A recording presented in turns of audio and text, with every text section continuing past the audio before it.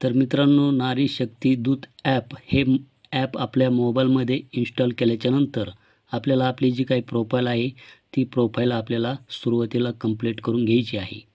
Profile complete केल्याच्यानंतर आपल्याला इथे मुख्यमंत्री माझी लाडकी बहीण योजना याच्यावर आपल्याला क्लिक करायची आहे. तर येथे आपल्याला जे काही स्टार मार्क देण्यात आलेले आहे ती माहिती भरवणे आपल्याला कंपल्सरी आहे. तर यामध्ये महिलेचे संपूर्ण नाव आपल्याला आधार कार्डप्रमाणे टाकायचे आहे. त्यानंतर खाली पतीचे किंवा वडिलांचे नाव, त्यानंतर महिलेचे लग्नापूर्वीचे नाव हे काही कंपल्सरी नाही. त्यानंतर जन्मदिनांक टाकायचा आहे.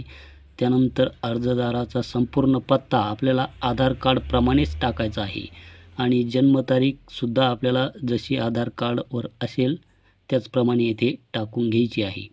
त्यानंतर जिल्हा निवडायचा आहे, गाव निवडायचे आहे.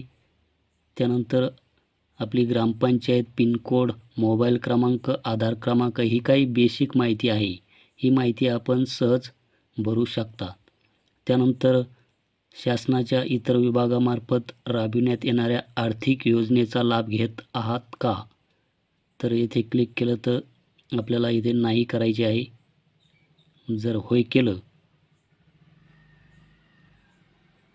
तर लाभाची रक्कम नमूद करा असे खाली ऑप्शन येते. तर आपल्याला ती रक्कम येथे नमूद करावी लागणार आहे आणि आपण जर हे ऑप्शन निवडलं तर आपण यासाठी पात्र नसणार आहात.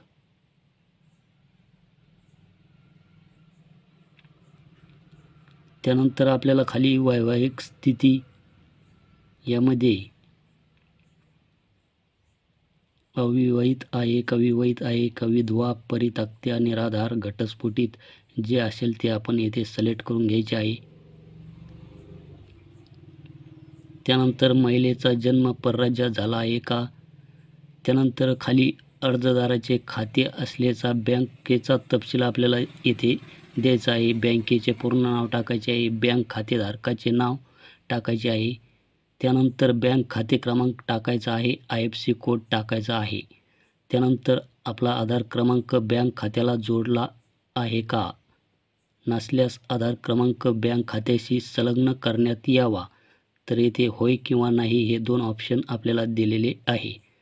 आपला जर आधार क्रमांक बँक खात्याला जोडलेला असेल तर आपण होय हे ऑप्शन येथे निवडायचे आहे.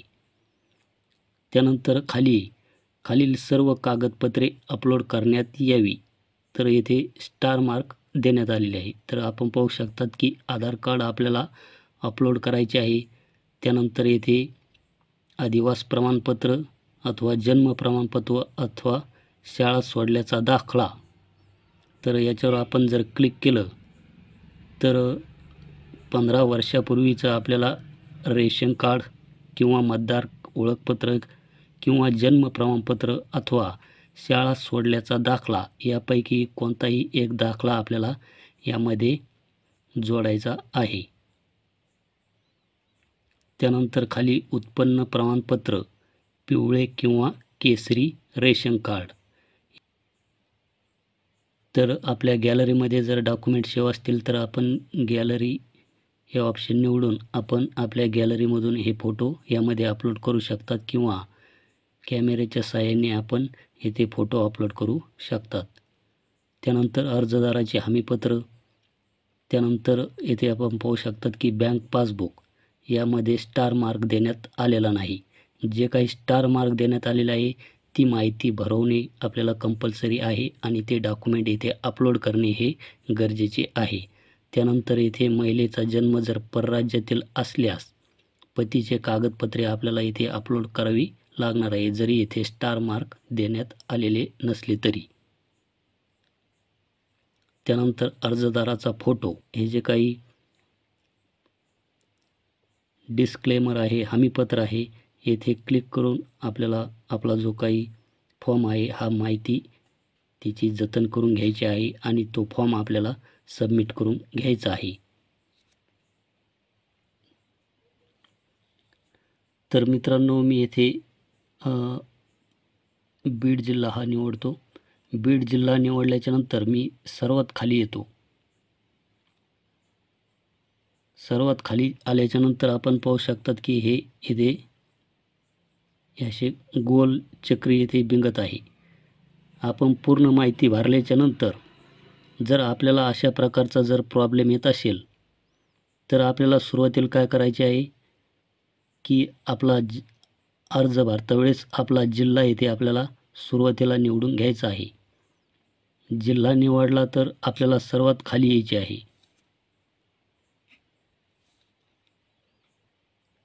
सर्वात खाली आल्याच्या नंतर जर अशी चक्री गोल बिंगत राहिली तर आपला हा फॉर्म येथे सबमिट होणार नाही. त्यामुळे आपली मेहनत येथे वायाला जाईल. त्यामुळे आपल्याला लक्षात घ्यायचे आहे की फॉर्म भरतावेळेस आपण सुरुवातीला कोणतीही माहिती येथे भरायची नाही. आधी आपला जिल्हा येथे आपल्याला निवडायचा आहे. जिल्हा निवडल्याच्या नंतर आपल्याला सर्वात खाली यायचे आहे. जर अशी चक्री येथे जर बिंगत राहिली तर आपल्याला फॉर्म भरायचा नाही. तर त्यासाठी आपल्याला येथे मी बॅक येतो. बऱ्याच जणाला अशा प्रकारचा प्रॉब्लेम येत असेल तर अशा वेळेस आपल्याला काय करायचं आहे तर आपली जी काही प्रोफाईल आहे ही प्रोफाईल आपल्याला एकदा इथे लॉग आउट करून पाहिजे आहे.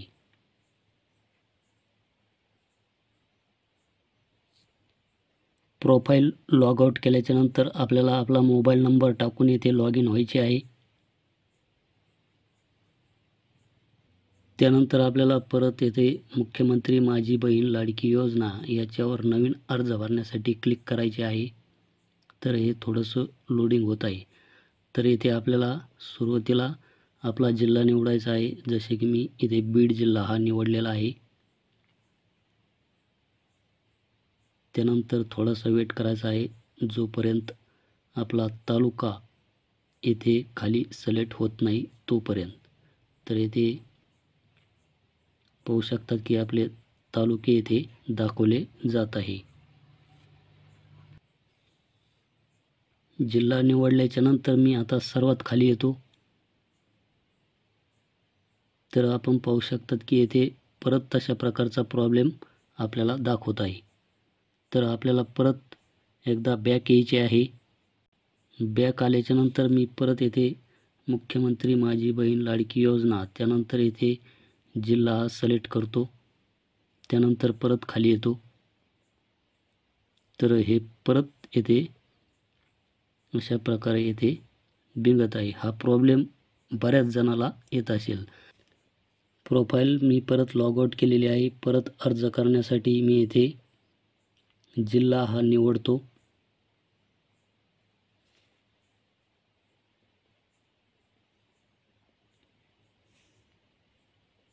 तर मी येथे परत जिल्हा निवडतो मित्रांनो.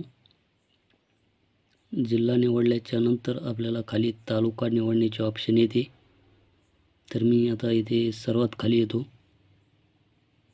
तर आपण पाहू शकतात की जी काही चक्री बिंगत होती येथे आपल्याला जो काही संपूर्ण अर्ज भरल्याच्या नंतर तर येथे आपल्याला हे जे काही डिस्क्लेमर आहे हमीपत्र हे आपल्याला ओके करायचे आहे. नंतर आपल्याला येथे आपला तालुका निवडायचा आहे. त्यानंतर आपल्याला सुरुवातीपासून ही जी काही माहिती आहे ही पूर्ण माहिती आपल्याला येथे भरून घ्यायची आहे. तर आपण खाली पाहू शकतात की आता ते जे काही बिंगत होती चक्री ती आता इथे बिंगत नाही ना आपला फॉर्म येथे 100% पूर्ण होणार आहे माहिती भरल्याच्या नंतर.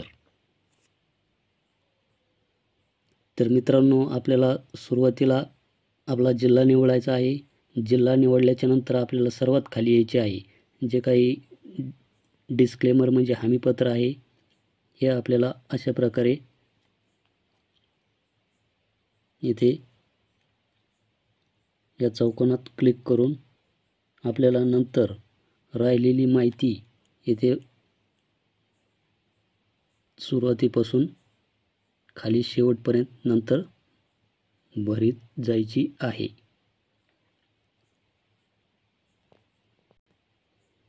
तर खाली जी काही चक्री बिंगत होती जे काही गोलाकार वर्तुळ हे जर बिघडत असेल तर आपला फॉर्म इथे सबमिट होणार नाही. त्यामुळे आपल्याला आपली प्रोफाईल एकदा लॉग आउट करायची आहे, परत लॉग इन करायची आहे, परत आपला जिल्हा निवडायचा आहे, सर्वात खाली यायचे आहे. तर तिथे पाहायचे आहे, जर ती जी काही चक्री आहे ही चक्री जर फिरवणे बंद झाले तरच आपल्याला सुरुवातीपासून अर्ज मी सांगितल्याप्रमाणे आपल्याला भरायचा आहे. तर यामध्ये आपला प्रॉब्लेम हा 100% यामध्ये सॉल्व होणार आहे. तर भेटूया अशाच एका नवीन व्हिडिओ नवीन अपडेटमध्ये मित्रांनो.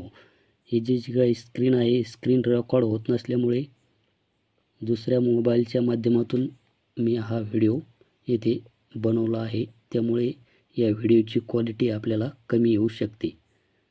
तर भेटूया अशाच एका नवीन व्हिडिओ नवीन अपडेटमध्ये. धन्यवाद.